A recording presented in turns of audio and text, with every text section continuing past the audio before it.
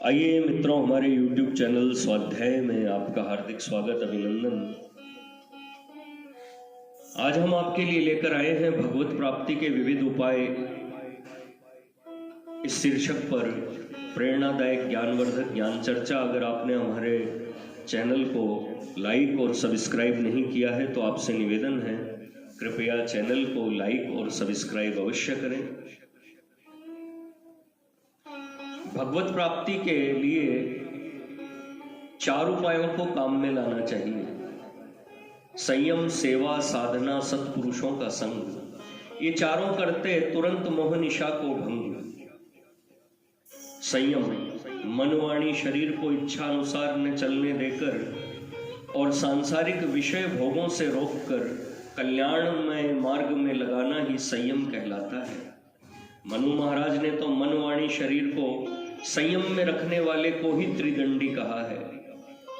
वागदंडोथ मनोदंड है, काय दंडस तथैव च, यस्से ते निहिता बुद्धो त्रिदंडीति स उच्यते। त्रिदंड में तन्निक्षिप्य सर्वभूतेषु मानव काम क्रोधोतु संयम्य ततः सिद्धिम नियच्छति। वागदंड अर्थात वाणी का संयम, मनोदंड अर्थात मन का संयम और कायदंड अर्थात शरीर का संयम। इन तीनों को जो बुद्धिपूर्वक संयम में रखता है वह त्रिदंडी है। जो मनुष्य समस्त प्राणियों के प्रति मन, वाणी, शरीर को संयमित कर लेता है तथा उनको रोकने के लिए काम क्रोध का संयम करता है, वह मोक्ष को प्राप्त करता है।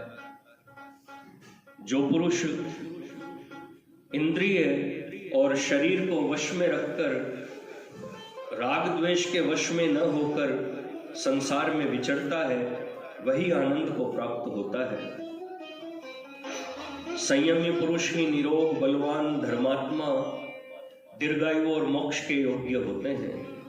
सेवा, गुरुजनों की और प्राणी मात्र की निष्काम भाव से भगवत बुद्धि से सेवा करने वाला पद पद पर भगवान की सेवा करता हुआ अंत में भगवान को प्राप्त करता है। साधना, भगवत प्राप्ति के लिए भजन, ध्यान आदि जो कुछ भी किया जाए सभी साधना है। अपने अपने अधिकार, विश्वास, प्रकृति और रुचि के अनुसार भगवान को पाने के लिए नियमित साधन अवश्य करना चाहिए। सत्पुरुषों का संग, भागवत में कहा है, दुर्लभो मानुषो देहो देहि नाम क्षण भंगुर है, तत्रापि दुर्लभम मन्ने वैकुंठ प्रिय दर्शनम। मनुष्य देह अत्यंत दुर्लभ और क्षण भंगुर है।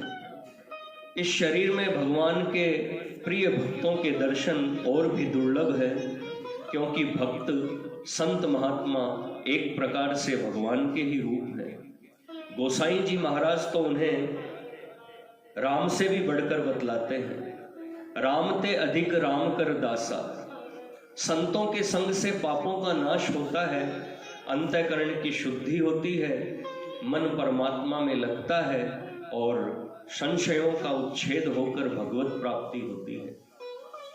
अतएव सत्पुरुषों के संग का आश्रय अवश्य लेना चाहिए। राजा रहुगण के प्रति महात्मा जड़ भरत कहते हैं,